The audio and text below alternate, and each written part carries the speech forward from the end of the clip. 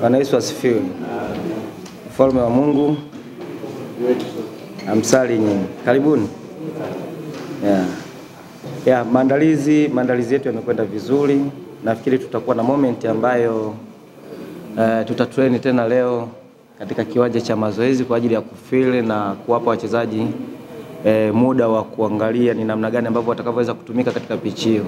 So far hatuna majeruhi kikosini, zaidi ni kwamba wachezaji wote ambao tumesafiri nao wako katika hali nzuri ya kimwili pamoja na kiakili. So tunaendelea at least kuona namna ambavyo tunaweza tukamalizia haya masaa 28 kabla ya mchezo, lakini niwahakikishie tu kwamba kikosi chetu kiakili na kimwili kiko vizuri.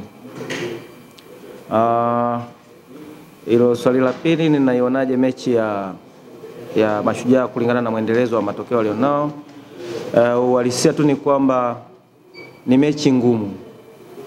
Ni mechi ngumu kwa sababu mbili: fomu ambayo wako nayo, alafu na eneo ambalo wanalotumika, kwa sababu ni timu mwenyeji, yuko nyumbani, atataka kushinda, lakini pia amekuwa na matokeo mazuri katika mechi takriban labda 2 ngapi zimepita. Hiyo inatengeneza ugumu, lakini pia experience ya wachezaji ambao wapo, quality pia mwalimu Mayanga ni mwalimu ambaye ana uzoefu. So nachoweza kusema tu kwa ugumu kama huo tumejiandaa. Yani kutokana na hicho ambacho nachoweza kuelezea ni kwamba tumejiandaa kutokana na huo ugumu. Namna gani ambavyo tunaweza tukacheza away, namna gani ambavyo tunaweza tukacheza na timu yenye experience ya vile, namna tulivyoangalia wao kwamba strength yao iko wapi, weakness yao iko wapi, na namna ambavyo tunaweza tukatumia tukazuia ule uimara wao pamoja na tukatumia weakness ambayo wako nayo. So ni mpango ambao tumeweka kwenye akili za wachezaji wetu kuona namna ambavyo wanaweza wakatumika katika udhaifu ambao wapinzani, kwa sababu hakuna timu ambayo inakosa udhaifu ambao wapinzani wetu wako nao, lakini pia uimara ambao wapinzani wetu wako nao. Tunauzuiaje na tunatumiaje madhaifu yale kuweza kunufaika? Issue kubwa ni kwamba muhimu ni kuheshimu kila ambacho wamekifanya Mashujaa so far. Wako juu yetu, lazima hilo tunakubaliana nalo.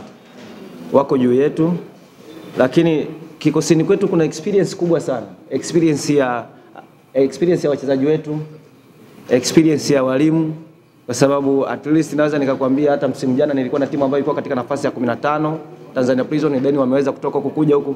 Hakuna mtu ana hofu. Muhimu ni namna ambavyo tutakavyoweza kuleta solution kutoka mahali pale tulipo na kuja mahali pengine.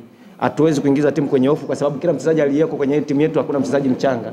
Kwa kiasi kikubwa ni watu ambao wameshatumika. Kwa hiyo situation za kimpira wanazijua. Tunatokaje hapa kwenda mahali tulipo ndio kitu ambacho tumekeka kwenye vichwa vya wachezaji, lakini nina hakika kwamba hakuna mtu anayeweza kuhofia matokeo yaliyopo kutokana na ugumu uliopo kwenye ligi. Unaweza kuona kwamba tukipata matokeo hata kwenye mechi ya kesho, point 8 zinakupeleka kwenye zile timu 10 bora. Kwa hiyo gap sio kubwa sana. Japokuwa tunatakiwa kushinda mapema, tutoke huko mapema. Sasa ni lini ndio tunaendelea kufanya kazi ili kusudi tuweze kutoka mahali hapo tulipo. Lakini sidhani kama kuna hofu ya jambo hilo lolote. Isipokuwa kuna mtu asiyependa kuwa huko, tunakubaliana, lakini tunatokaje ndio kazi ni kwetu sisi walimu.